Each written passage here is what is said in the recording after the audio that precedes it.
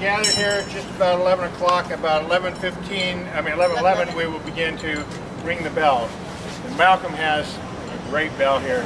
We'll take a little minute, just between each one, a little pause, and let's think about what it means, the lives that were lost during all these wars, from World War I to all those that came up to the present.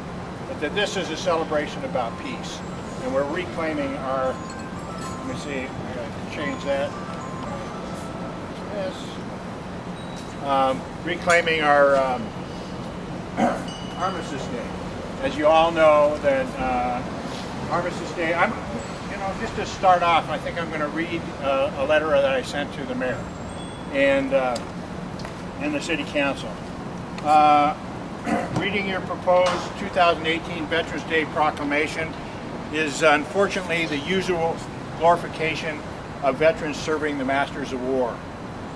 While I know your intentions are meant to honor our veterans, something that has become so commonplace on the calendars on November 11th that it is celebrated as a national holiday with veterans parades and with all the pomp and circumstance of a premiere to a blockbuster movie. Everyone wants to get into the act. Stores offer Veterans Day discounts. Restaurants offer free meals to veterans and families. All is well and good, but we fail to address the plight of homeless veterans, the why of the 20 to 22 suicides a day, the wounded in body and mind, the betrayals of our congressional representatives as they are trying to privatize our veterans' health care. The why is war. We celebrate war disguised as platitudes to our veterans. I'm a Vietnam veteran who served as a combat Marine machine gunner in Quang Tri province in 1968, and I saw the face of war. It was death, a death that follows you home even after 50 years. I don't want your platitudes, your proclamations honoring me for losing part of my soul, for being an occupier, an instrument of death. I want you to honor the true spirit of November 11th, Armistice Day, which will be the 100th anniversary of the end of World War I. And it was intended to be a proclamation to be the end of all wars. I am a member of Portland, Oregon Veterans for Peace, Chapter 72, and I am serving my third year on the National Board of Veterans for Peace, whose members have served in World War II, Korea, Vietnam, Afghanistan, Iraq, and many regime change special operations that you're not supposed to know about. We have members all over the world, and we are resolute in reclaiming Armistice Day and celebrating peace. Please consider the language in your Veterans Day proclamation. Join Veterans for Peace in reclaiming Armistice Day and honor all of our veterans by calling an end to war. Thank you. And I just, when I'm thinking about that, there was a Bob Perjansky, who's our Secretary Treasurer of Veterans for Peace, emailed me and he says he thought he saw Jerry Gabay, another member, one of the founding members of Veterans for Peace, Chapter 72, who he thought he saw up at the hospital and just wanted to know how he was doing. I said, no, Jerry, I think is off somewhere. And that same day, I get an email from Jerry, and he's in New Zealand. And he's climbing up this place called Church Hill. And up on Church Hill, he finds this sign that says the 100th anniversary of Armistice Day. I said, gee, what a coincidence. So we know we got a number of our representatives in London that they call it Remembrance Day. And the important thing is that they're also, instead of the red poppies, they use the white poppies. The white poppy comes out of the peace union during the First World War to oppose war as an instrument of death, and to work and celebrate peace and to have people work towards peace. That's our motto as Veterans for Peace, to abolish war and to work for peace. Instead of, you can see this Armistice Day shirt, on the back it says, if you want to thank me for my service, work for peace. That's what we like to have everybody do. So it's great to have this gathering out here, and we will begin here in just a few minutes. Try to see what time it is. We've got quite a few minutes left. So if anybody has something they would like to say, please. I've got a personal thing this Armistice Day. Speak up. My uncle, Uncle Bob Kelly, was shot down over France in World War II. Was singled out by the French resistance and shot down a second time. And he lived to the age of 90-something, and he died last week. So he was a home runner to the end. But I love him. Anybody else? Yes. We need to think about Yemen. Yemen is a disaster. And we have our dirty, filthy, rotten military hands in it. Don't think we don't. We are supplying the weapons for Saudi Arabia. Those bullets that are killing those kids are marked, made in America. Isn't that special? Think of Yemen.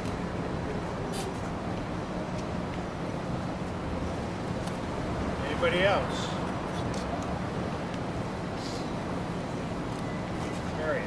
Marion also sent a letter.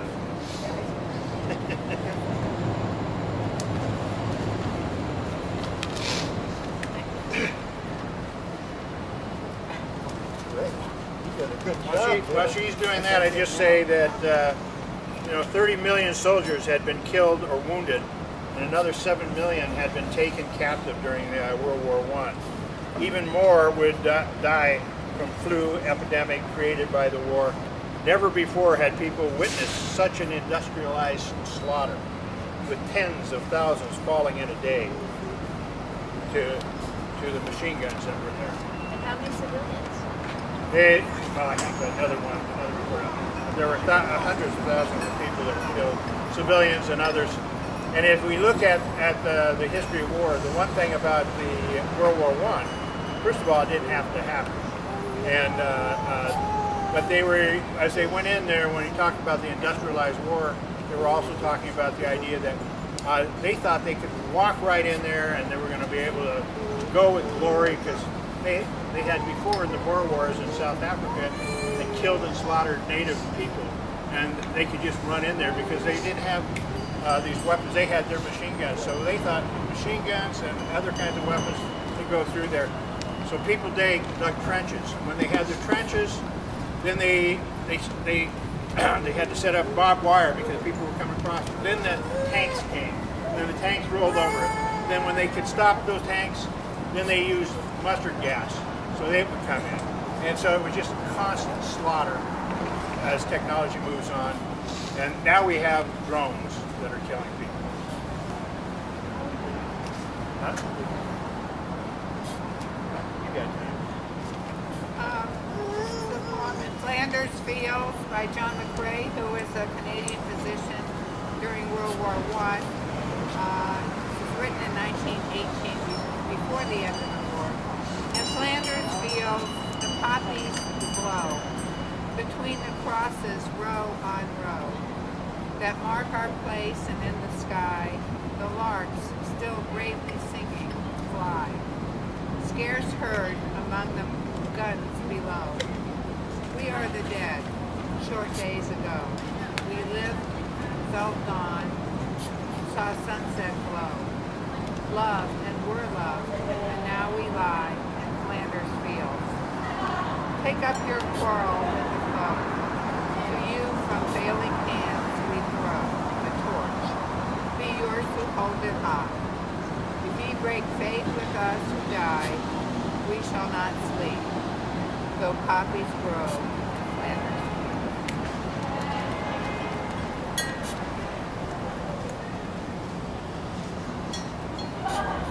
We still got a couple of minutes.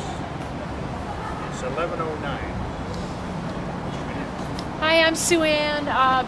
Three of my grandfather's brothers fought in World War I. This morning I had the honor of reading one of the letters written home by my great uncle Ralph.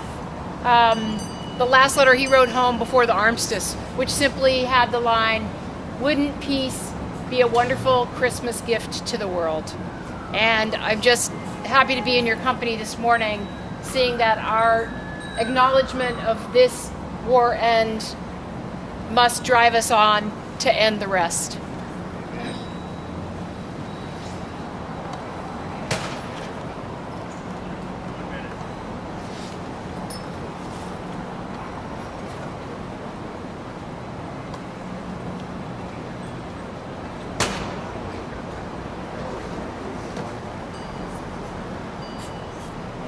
One thing we can at least hold our silence for one minute, at least let's hold our in silence and remembering all those that have passed.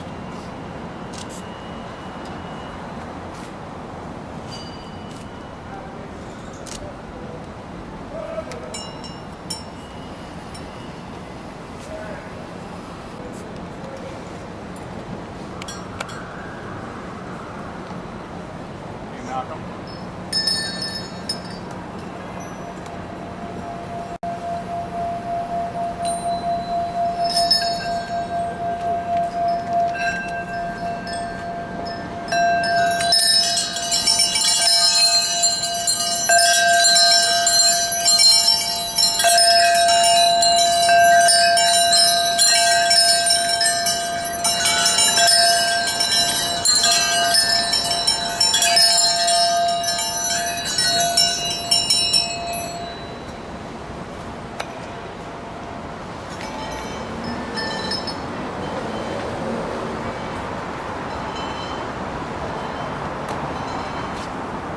Now we'll open it up again for anybody that has anything more to say.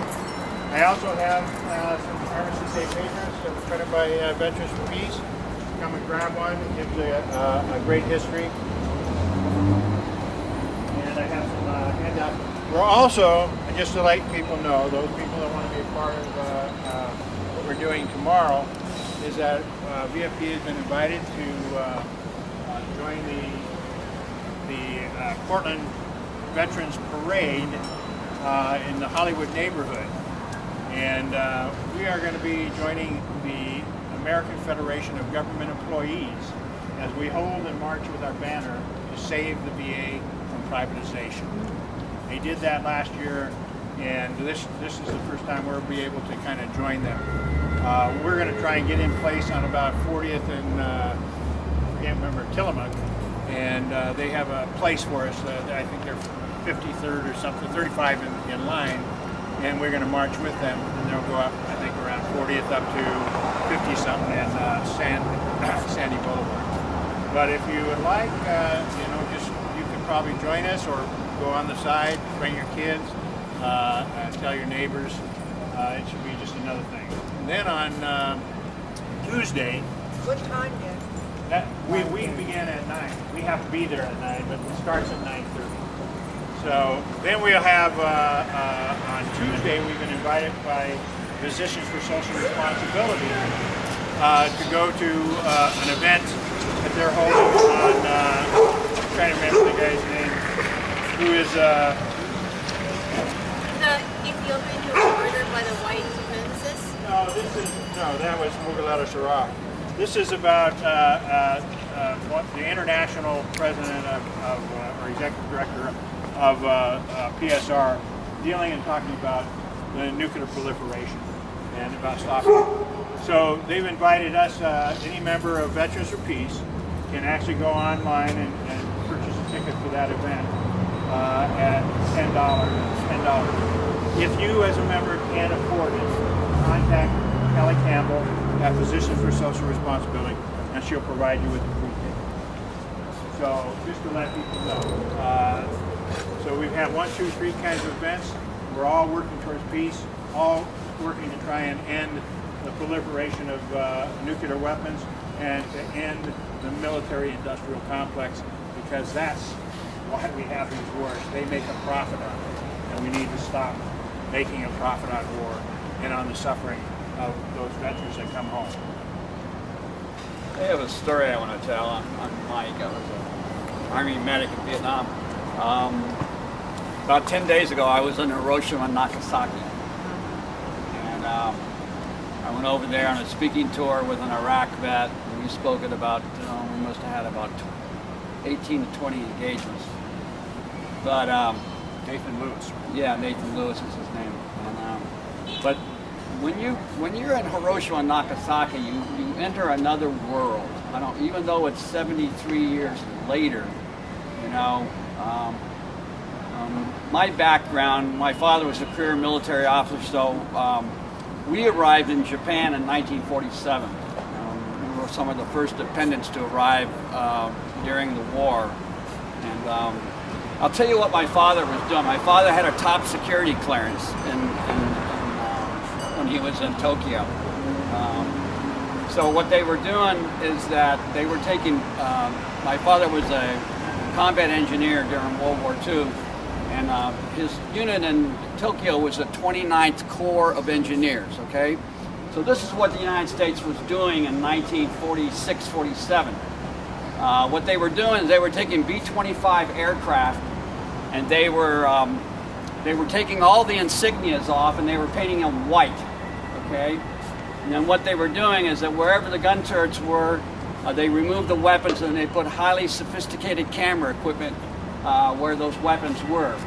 And what they were doing is they were illegally flying at a low altitude under radar, and they were flying over China and North Korea, and they were photographing the terrain with those cameras.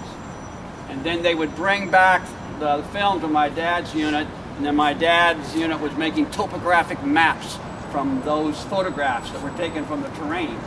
And my father's brother, who was 7 years younger, was a combat infantry lieutenant in Korea during the war, and he received those maps in the field. So what the U.S. was doing when we were in Tokyo in 46, 47, 48, 49 is they were preparing for the Korean War, and that's what they were doing. So one of the things I did, which I felt really good about when I was in Hiroshima, I was going to the museum there, and they had, you see photographs. I saw photographs I had never seen before.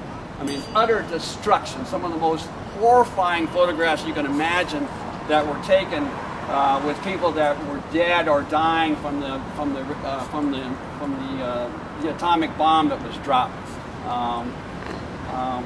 I call it the atomic cemetery bomb, And so what I was doing is I was going through the museum, and all of a sudden about 200 Japanese schoolgirls show up. And they're all wearing uniforms, and I'm watching the faces of those girls as they're looking at these horrifying photographs. And I'm looking at their faces. I couldn't tell you how many faces I focus on because I'm a photographer. I focus on faces. So I was photographing their faces with my eyes, and I was seeing the incredible looks of despair as they looked at those photographs. And so something kind of overcame me, and I felt the need to apologize.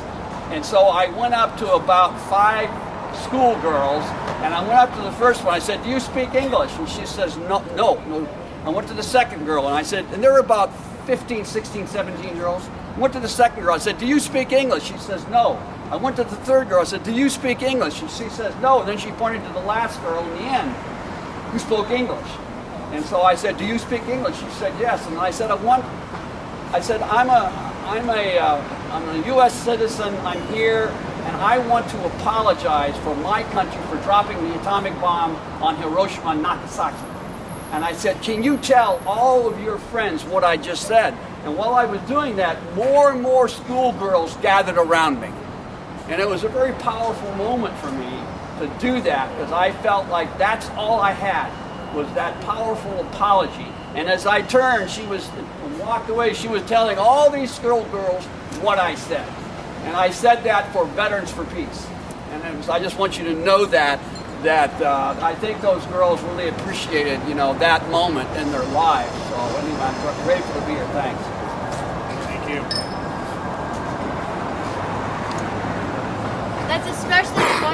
because in Hiroshima, the bomb was targeted on a Japanese Catholic girls' school.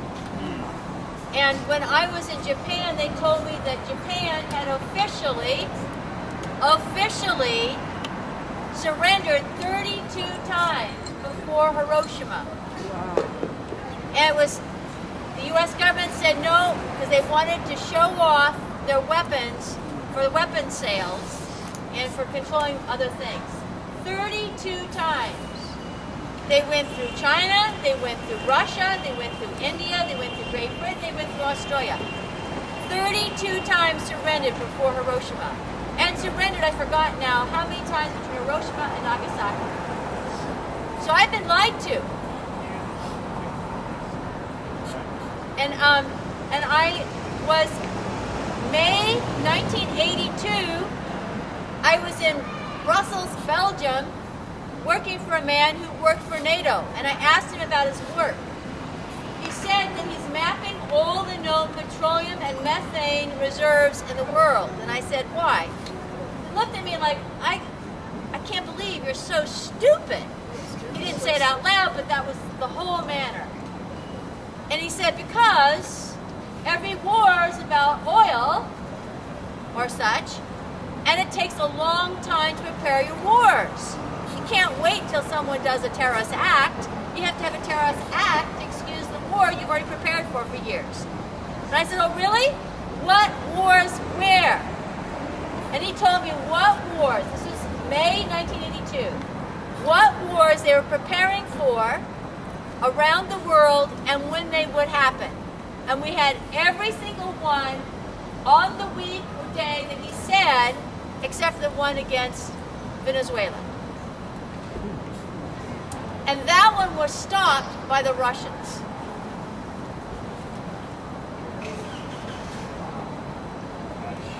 I did not know. Not permanently stopped, but just Yeah. delayed for that timing.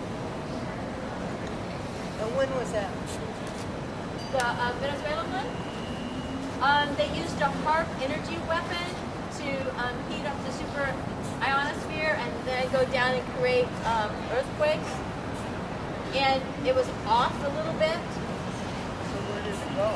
Well, Haiti was damaged, and the underground optic line that people were competing over who gets the money for that undersea cable, changed contracts and investments. I don't remember the time now. But they're still going after Venezuela.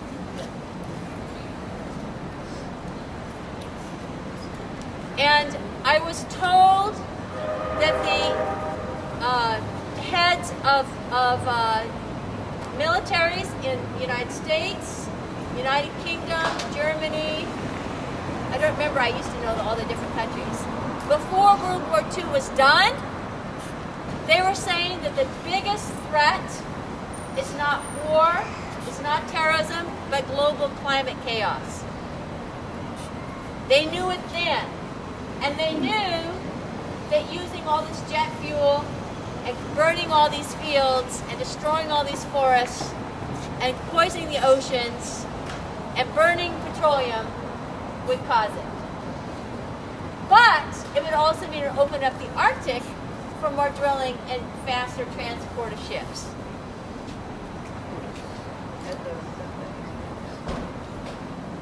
Thank you. What's your name?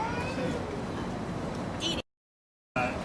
If you haven't read some of these books, there's a favorite author of mine, Adam Hochschild, who wrote a number of books, including King Leopold's Ghost, which is about the Congo and the horrible crimes that were committed there.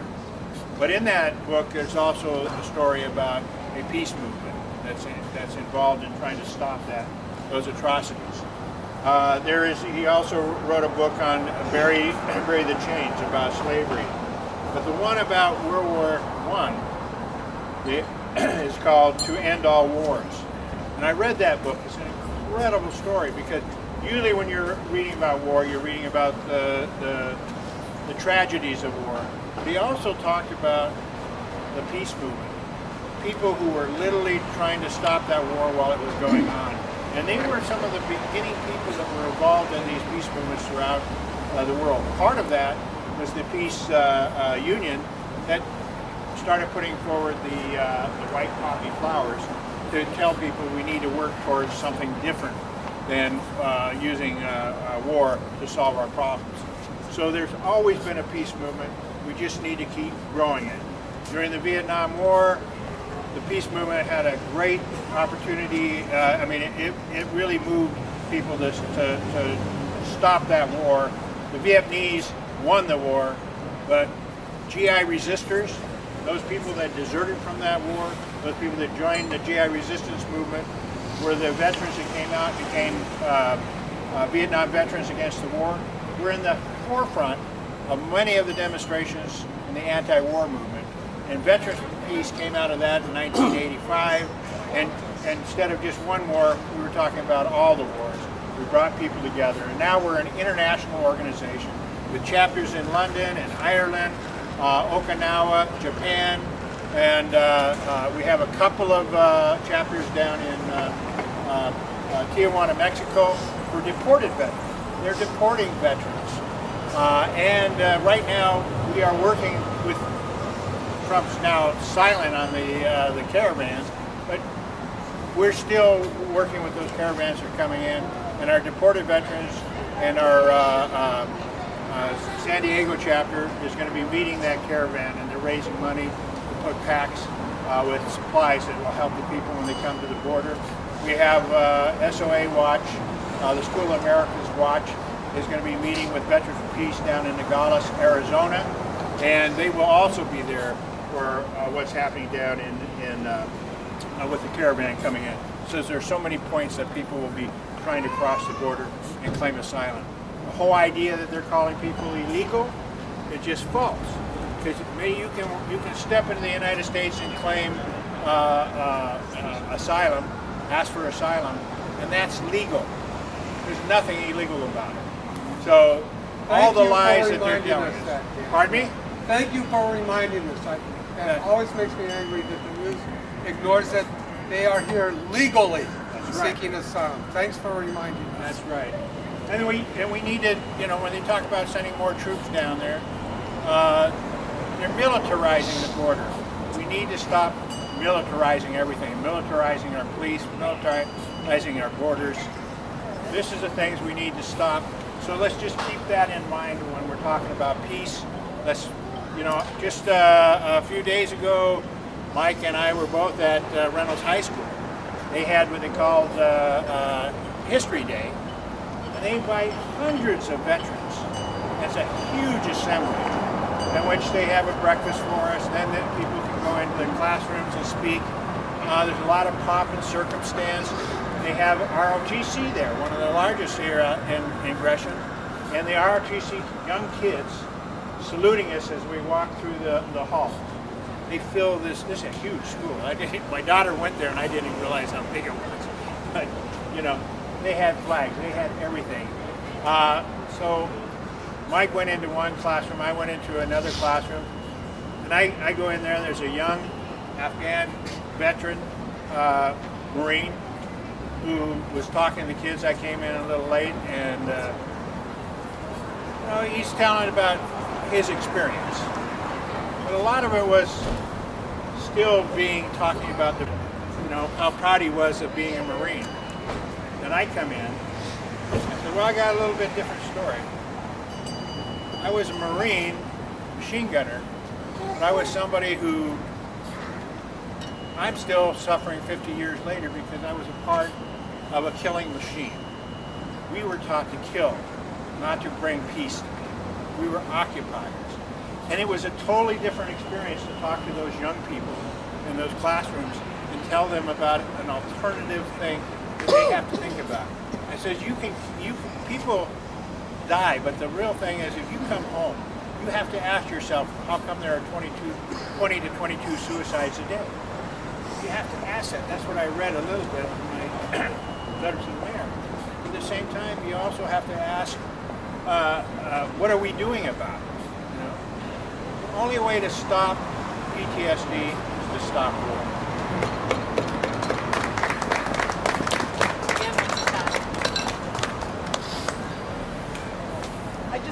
remind people, I grew up in a household with a father who had really severe PTSD, and it affects more than just the one person.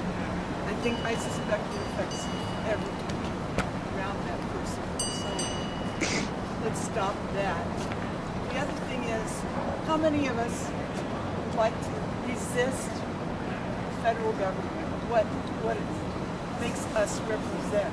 And I'm going to suggest that one way that everybody can is by resisting your taxes, your federal taxes. It can be done. It's not legal. It's not legal, okay? If you'd like to learn about it, I can right now suggest going to NWTRCC, and that stands for National War Tax Resistance Coordinating Committee. And you can ask me about it later. That's all. Thank you. Thank you. Yeah. Quickly,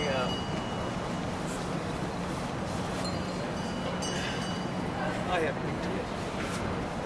I just had for a reason. I want people to ask me about the war.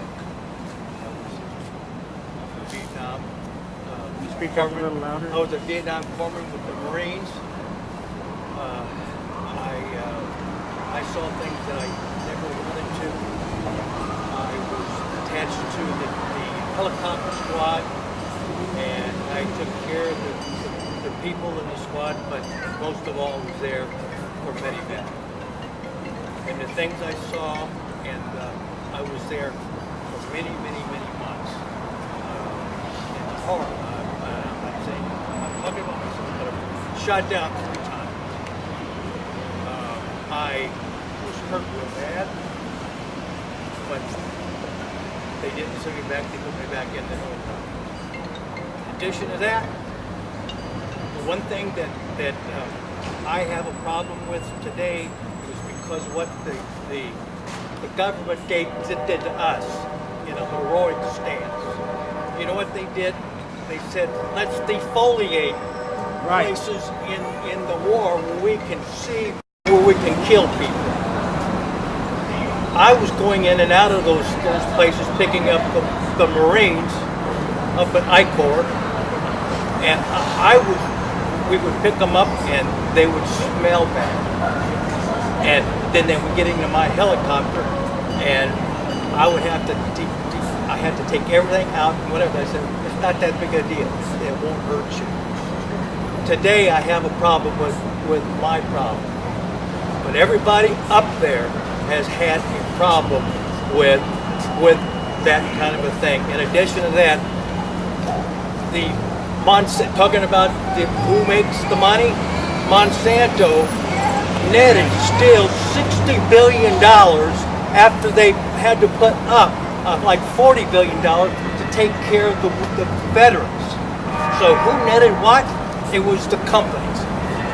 And that's why I have this hat on, and I always said, and I think you probably know, I love the Marines, and we all stood together. They were not black or brown or gray or gold. We were all Marines. And we didn't fight for the government. We fought for our survival.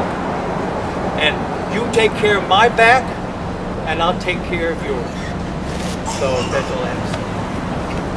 We can still honor veterans and their children and grandchildren who are poisoned by Agent Orange, etc., by boycotting and demanding an end at Home Depot, at Ace Hardware, etc. We can stop it. We have people who are having birth defects, stillbirths, all kinds of diseases from these pesticides, herbicides. One more thing. You see here today these little babies or whatever, they're my progression. I'm trying to get better. And they give me the love. And people don't realize the importance of it until you go through something like this. Or now you're starting to remember what happened and you need this kind of a thing. That's right. Yeah, just to reiterate, most people here know that Agent Orange victim, and that I lost a child that was born with congenital heart disease and other abnormalities when he was 3 years old and had to go for surgery. That went bad. 7 weeks in a coma, and literally took his last breath in my arms. Now, I tell that to those students too, you know, because that follows you. But I think what it did to me was the loss of my child and the pain that I suffered and the grief that I went through began to open up my mind to think that those children in Vietnam that are exposed to Agent Orange, their families that died because of it, they feel the same pain that we felt. It destroys you, and it's very hard to continue to go on. If it wasn't for my daughter and my wife, I probably would be one of those statistics of 22 suicides a day. But because of them, I was able to keep my feet on the ground and still be here. And I struggle with that every day. I struggle with it because I go to therapy once a month just to relieve the anger and the frustration and the idea that, and Mike has said it many times, from Vietnam to now, we continue to go to war after war, so post-traumatic stress keeps hitting us over and over again because we know their people are dying. And the interesting thing about that young Marine that was speaking in the class before me after I spoke about the loss of my child and about 22 suicides a day, the next class that came in and he spoke first, he started talking about 22 suicides a day, and he named 5 of his close friends that committed suicide. And each time he mentioned a name, it just drilled a pain into my heart.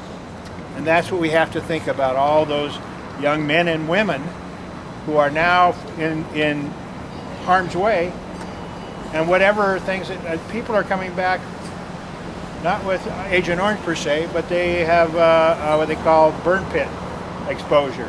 They have depleted uranium, and they're going through the same kinds of struggle to be recognized for their illnesses as we did with Agent Orange, and we're still fighting that issue.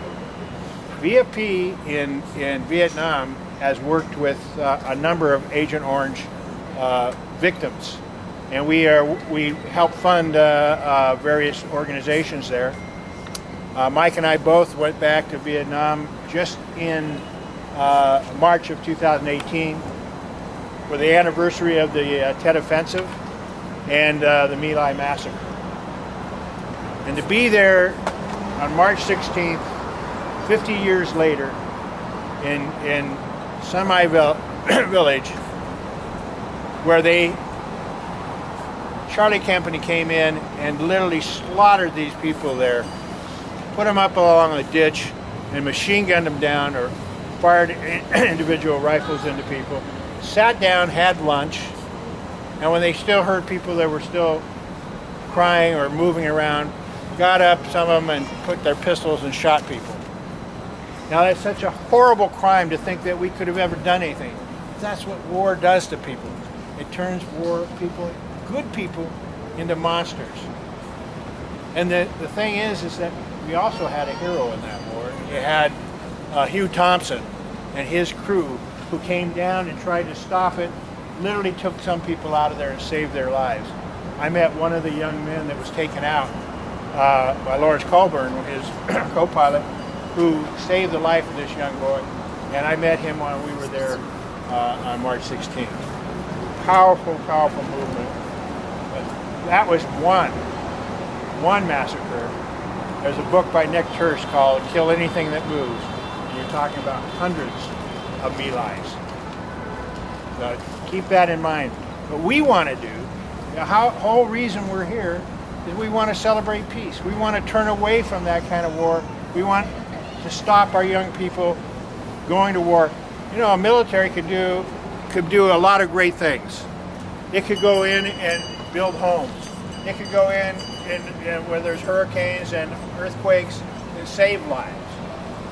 There's many, many things that people can do, and we need to change the way our military is taught. We need to change the way we are in our hearts, which is this idea that it's sort of a macho kind of thing, that men have to be men, they have to stand up.